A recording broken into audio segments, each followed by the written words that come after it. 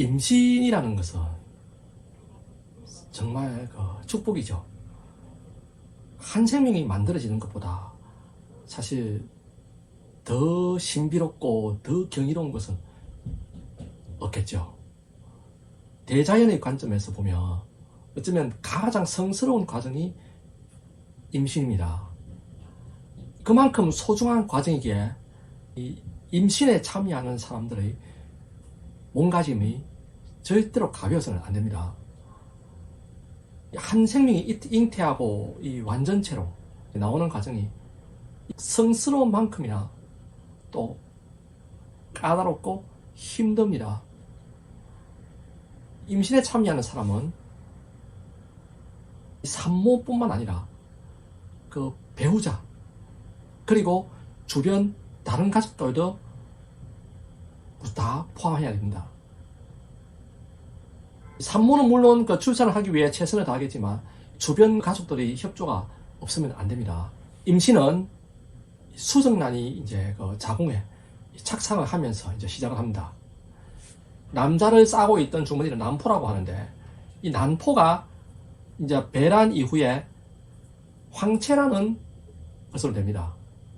수정란이 착상하면 이 황체에서 프로게스테론이라는 호르몬이 나옵니다. 그리고 착상을 하면 자궁에서 프로게스테론이 계속 분비가 됩니다. 이 프로게스테론은 자궁의 벽을 두껍게 유지시켜주고 임신을 지속적으로 유지시켜주는 호르몬입니다. 이것은 교감신경을 항진시켜서 산모의 그 면역 기능을 저하시킵니다. 산모는 조금 면역 기능을 저하시킬 필요가 있습니다. 산모의 면역 기능이 너무 활성화되면 림프구가 발생 중인 태아를 공격하는 일이 생기거든요.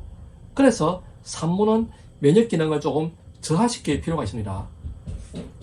림프구의 과다분열은 임산부에게 별로 좋지 않겠죠. 따라서 임산부의 면역 기능이 일정 수준 이상으로 높아지지 않도록 유지시켜주는 기능을 합니다.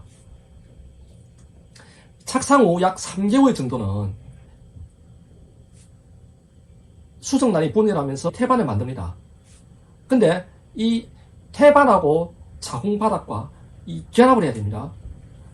태반과 자궁바닥이 잘 결합할 수 있기 위해서는 너무 소모적인 활동을 하지 않는 것이 좋습니다. 이때 태반이 자궁의 바닥과 결합하는 과정은 산모와 태아 모두에게 많은 에너지가 요구되는 시기거든요. 그래서 적절한 영양물질의 공급이 있어야 되고 에너지의 생산이 반드시 필요한 시기가 됩니다. 그런데 너무 게으른 생활 습관은 부교감 신경을 항진시키기 때문에 이것은 또 림프구를 생산해내는 결과를 낳습니다.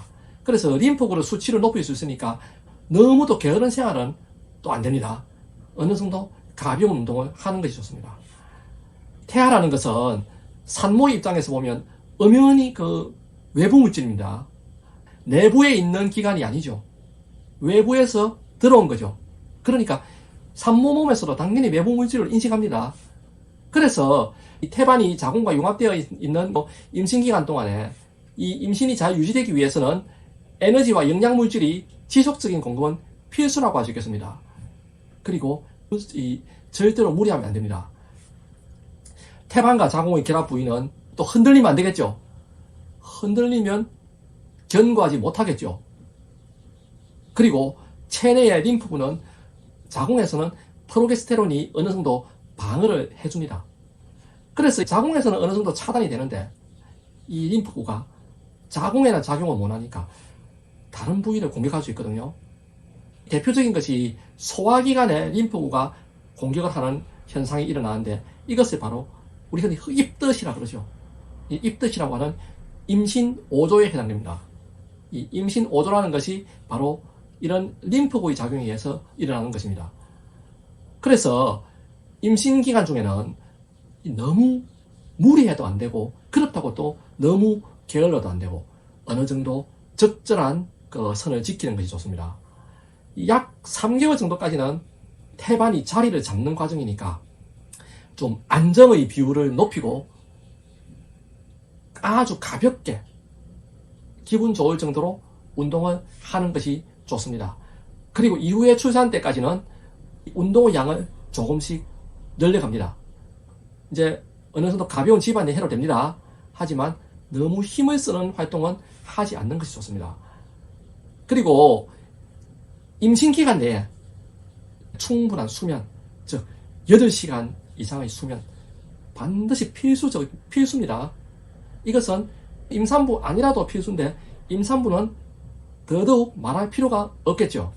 이 현대 사회에서는 직장 생활하는 여성분들 많죠. 그런데 요 직장에서도 임신한 여성분들한테는 반드시 배려를 해줘야 됩니다. 출산 경험이 있는 여성분들, 직장 동료도 그렇고 가족분들이 될 수도 있는데 이 임산부를 배려하지 않는 경우가 종종 있습니다. 본인이 출산 경험이 있으면 오히려 배려를 더 해줘야 되는데 배려를 해주지 않는 경우가 종종 있거든요. 예를 들면 나는 임신했을 때 무거운 거 얼마든지 들고 다녔다. 혹은 우리 때는 임신하고 하루 종일 밭일하고 다 했다. 이런 분들이 있거든요. 이거 산모한테는 진짜 폭력입니다. 이런 말 절대 하면 안 됩니다. 이 말은 무슨 말이냐면 나는 빨간불일 때 길을 건너도 교통사고 한 번도 안 났다. 너는 왜 교통규칙을 반드시 지키려고 하느냐. 이거 똑같은 말입니다. 아니, 이보다 훨씬 더 위험한 말입니다. 이는 임산부를 전혀 배려하지 않는 말인데 이런 자세는 반드시 금기해야 됩니다. 절대 안정이 중요한 임산부는 주위의 배려가 반드시 선행돼야 됩니다. 그만큼 이 임신이라는 과정은 임산부뿐만이 아니라 주위 모든 사람의 공동 노력이 필요한 과정이다 하는 의미입니다. 이번 시간에는 요 임신과 면역에 대해서 설명을 드렸습니다. 감사합니다.